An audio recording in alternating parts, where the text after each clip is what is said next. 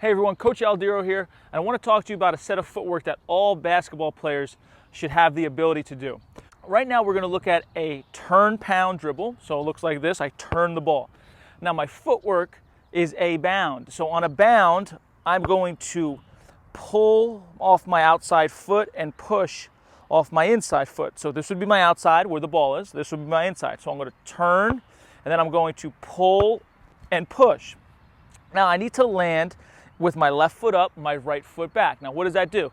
It creates a lot of options because now I have the ability to keep going, right? I've shifted my defender laterally. If they don't go with me, I can simply just continue on my path, right?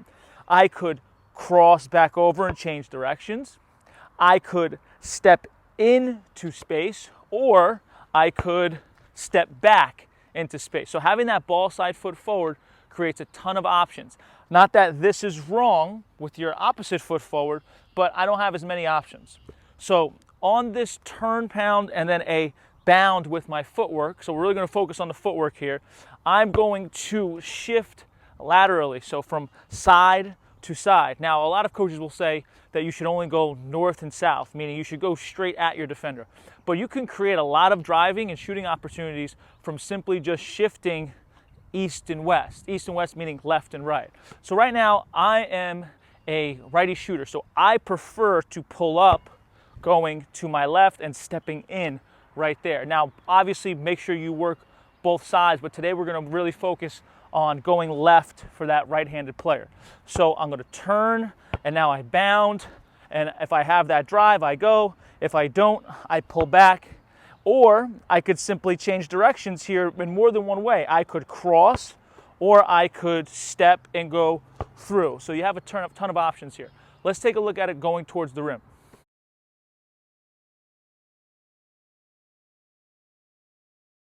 And now I'm stepping into my shot to shoot the basketball. So being able to turn that dribble, have it rotate in your hand and float, what does that do? It allows you to read the defense, right? Because I'm not sacrificing another dribble. I'm not immediately knocking the ball down. I'm able to hang the ball, and now I can see what my defender is actually doing. Elite players and ball handlers especially that have the ability to both pull up and drive really are able to hang that ball and let it rotate in their hand legally with their hand on the side. You want to make sure you cover enough ground off that single dribble. So for example, you could use some lines. Like I have these awesome lines right here. Let's move the camera back so you can see. And I could use those lines for accountability.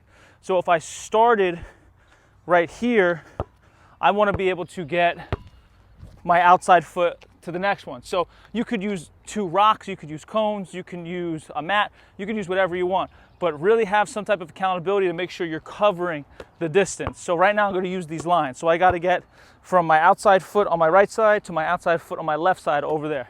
So I turn, bound, and then I know for a fact that I have slid with that one dribble from this side all the way to that side, and my defender is forced to react.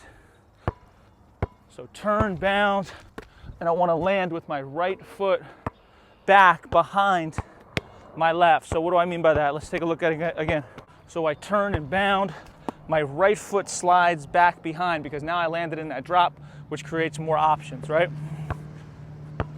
Turn, and I'm stepping in now with that right foot to get that shot off. That's most likely going to be the scenario that happens the most, is simply stepping in because your defender really has to react.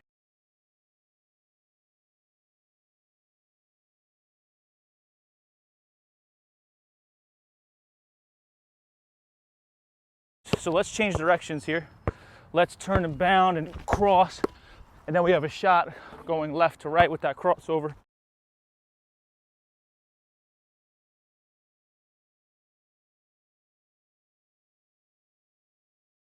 Let's take a look at another option. We'll go through. So we'll step and go through, turn, step through, and then I got a closer shot right there.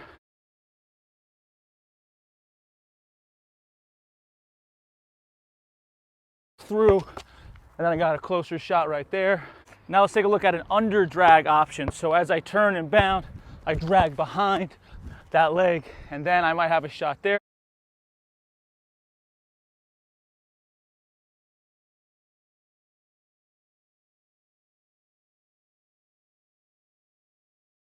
So there's a lot of options, but right there was just a few.